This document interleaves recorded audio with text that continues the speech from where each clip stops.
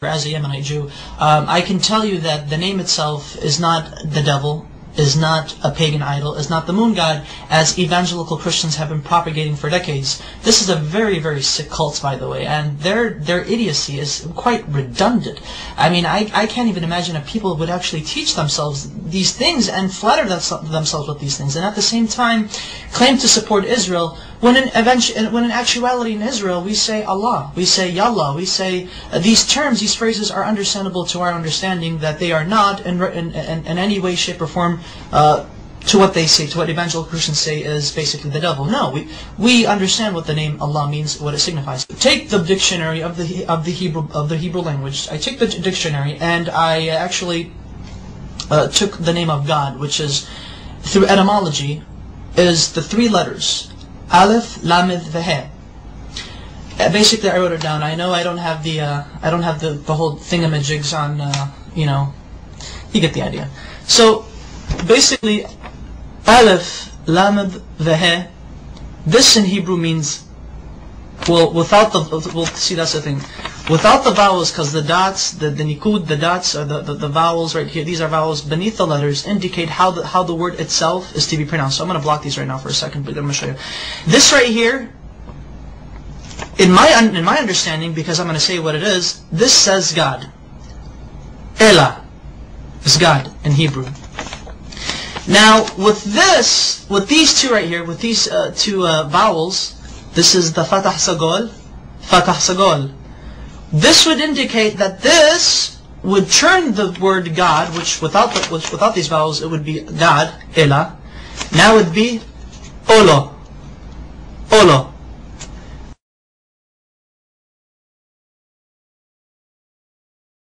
Olo means a curse, an oath, or a covenant. Christian evangelicals love to use this. They like to say, but you see, Allah, with these vowels, indicates that Allah is a curse. Therefore, the Muslims are worshipping an evil God who was a curse unto humanity. These evangelical Christians, they're nutcases, they're nutbags.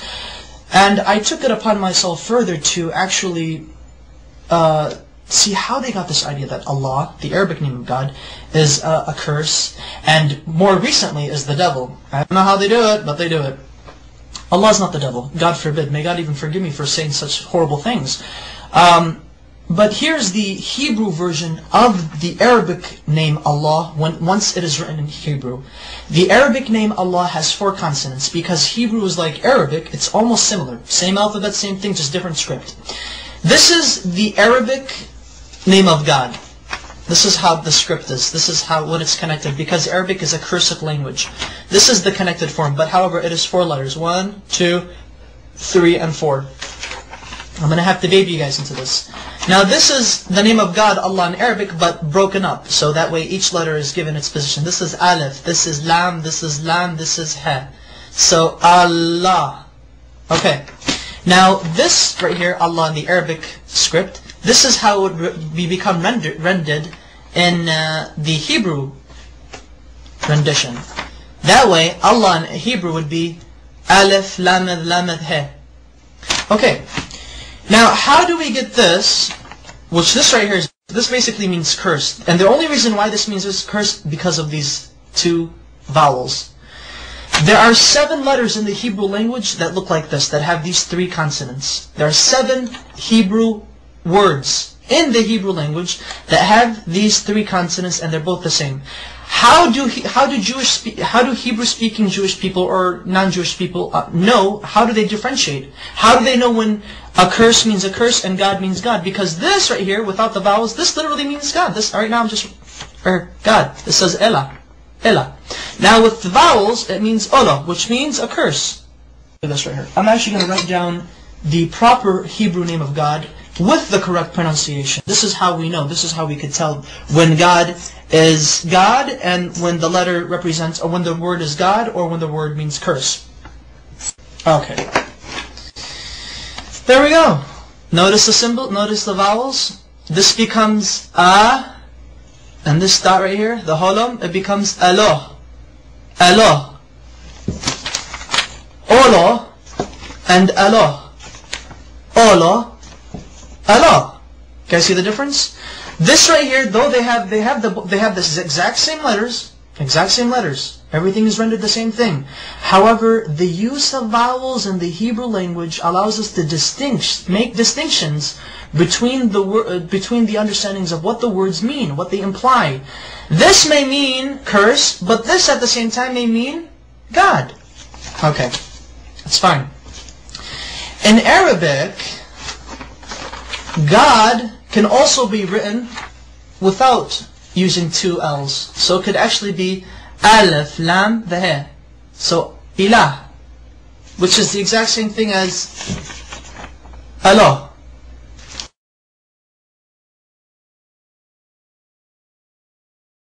Their understanding of how they approach God is exquisitely the same. We do not share the system of belief with Christians that they and us worship the same God. No, we do not. So help me God. But Christian evangelicals do not worship the God of Israel. They do not worship the Islamic perspective of God. Maimonides, one of our greatest philosophers in Judaism, as well as a religious philosopher of Judaism, has quoted extensively in his beautiful Igeret Tayman, or the Epistle to Yemen, in which he was basically teaching and basically answering many questions brought forward to him. The Jews of Yemen asked, what is your position of Muslims? Are they considered idol worshippers? Are they considered paganists? And Maimonides said, the Muslims, the idolatry has been removed from their hearts. A Muslim does not know idolatry, he does not know paganism, he has no form of whatsoever of any grain left in his heart. Therefore it is permitted unto a Jew, when he enters a land where he cannot find a synagogue, that he is allowed to pray in a Muslim mosque. He's okay, it's fine, it's okay. Hey, I can go to a Muslim mosque and pray if I have to, if I can't find a shul. However, Maimonides says, be careful. If a Jew enters a land where there is no mosque or a synagogue, then he is forbidden to enter a Christian church if there is one. Do not pray in a Christian church. And the reason why is because Christians do not worship the same God we do. They worship a pagan. They are idolaters. They are called Avodah Zarah in Hebrew, which means idol worshippers. So exquisitely said, so wonderfully stated. Oh my goodness! And you know, it's quite interesting that unfortunately there should be more Jews actually stating the facts as it is. That Muslims and Jews and Muslims, we both worship the same God. No matter what these crazy evangelical Christians are saying, they're basically nutbags. Whatever they say, they just try to come up with exceeding lies, redundant lies. The type of lies that only a child in the kindergarten could easily make up. And emphasize that Arab Christians, and this is what's also funny, and thankfully I remember this because this is what I really wanted to say. Get a load of this, Christian evangelicals. I should refer to you guys as evangelicals. There are actually 20 million Arab Christians in the Middle East today, as well as the United States, as well as around the world.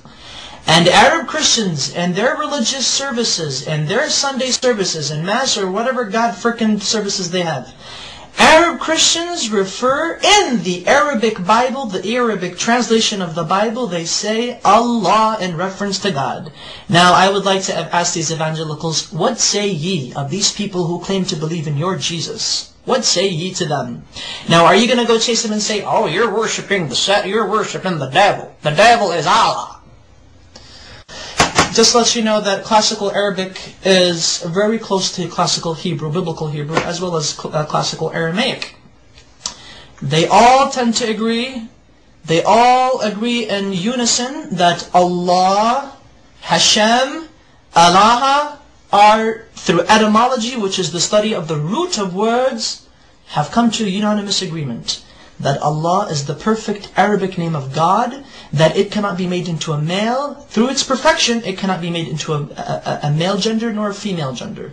Rather, it is a neutral personification, not personification, but rather a neutral attribute to God. Such wonderful history.